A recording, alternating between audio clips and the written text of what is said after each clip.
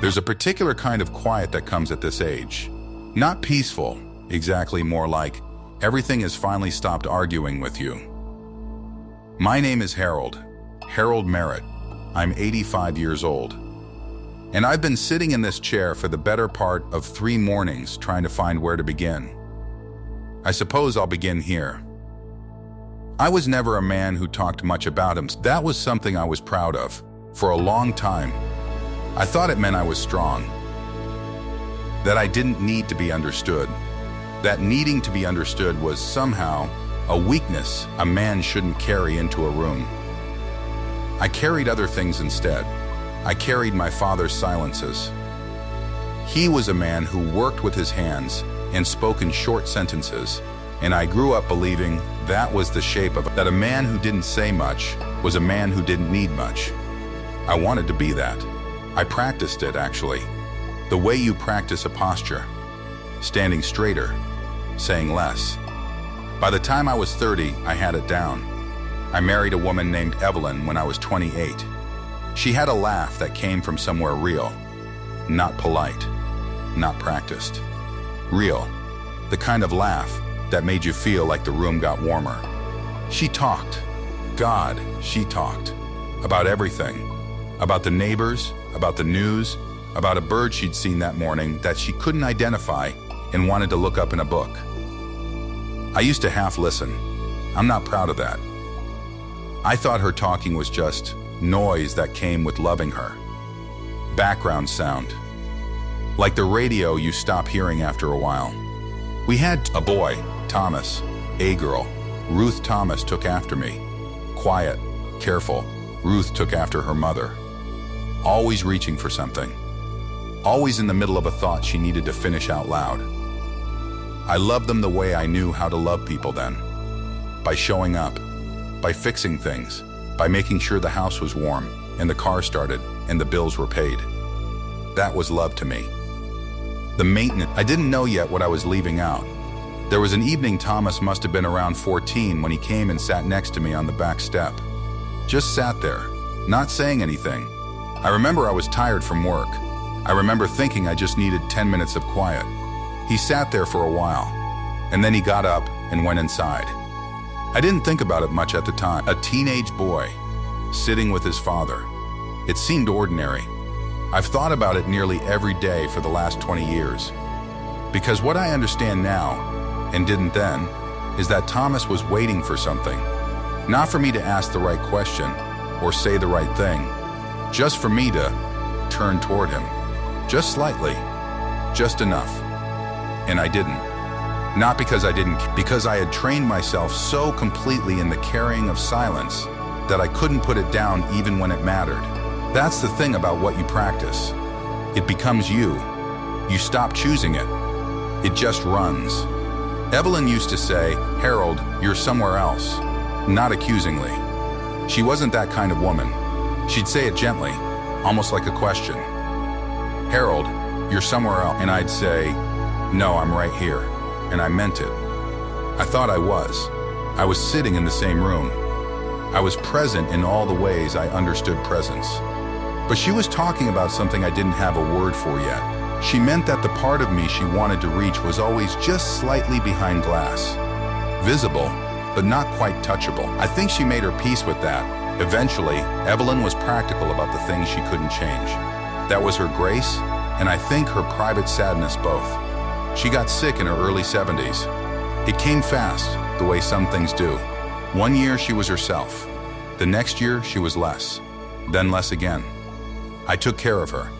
I was good at that part. The appointments, the medications, the driving, the sitting in hospital waiting rooms with a cup of bad coffee and a magazine I wasn't reading. I held her hand. I made sure she wasn't cold. But there was something she tried to tell me in that last year. Not about death, about us. About something she had kept quietly inside for a long time. She'd start, and then look at my face, and I didn't know then that she was stopping because of my face. That something in how I held myself told her the door wasn't open. She died with it unsaid. I found out later, from Ruth, what she had wanted to tell me. I won't say what it was. It doesn't matter now. And it wasn't a terrible thing. It was just a true thing. Something she had felt for a long time that she wanted me to finally know. It was small, in the way that only the most important things are small, and I never heard it from her. Ruth told me about 3 years after Evelyn passed. We were sitting at her kitchen table, and she just said it plainly, the way Ruth says things. She said, "Dad, Mom wanted you to know something."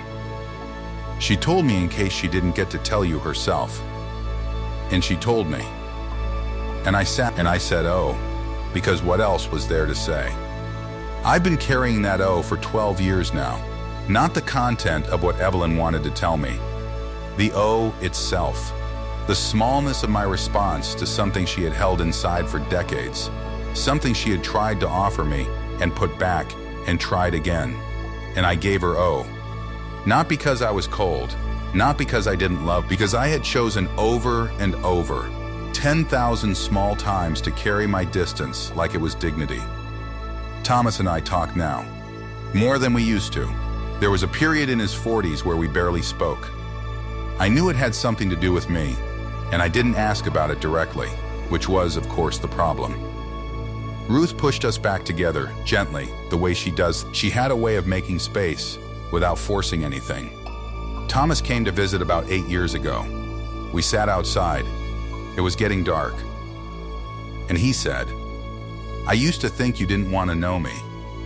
He didn't say it with anger. That was almost harder. He said it the way you say something you've carried long enough that the weight has gone out of it. Just a fact now. Just what was true. I said, "I didn't know how." And he nodded. And we sat there for a long time. That was the most honest conversation we'd had in 50 years of knowing each other. And it took place mostly in silence, which would have seemed right to me once. But this silence was different. This one had something in it. I want to try to explain something. And I'm going to do it badly, probably, because I'm still not a man who finds words easy. But I have more time than conversation these days, and this is the thing I keep turning over. There are things a person carries because they're heavy and they need to be carried. Grief, responsibility, the ordinary weight of a life. You pick those up because there's no one else to carry them, and because it is right to carry them. But there are other things. Things that feel like strength, but are something else. The wall I kept between myself and the people I loved. The practiced distance. The silence I had confused with steadiness. I carried those as if they were virtues. I carried them all the way through. I'm not saying I ruined everything. I want to be careful here, because that's not true, and it would be too easy. My children are good people. They have full lives.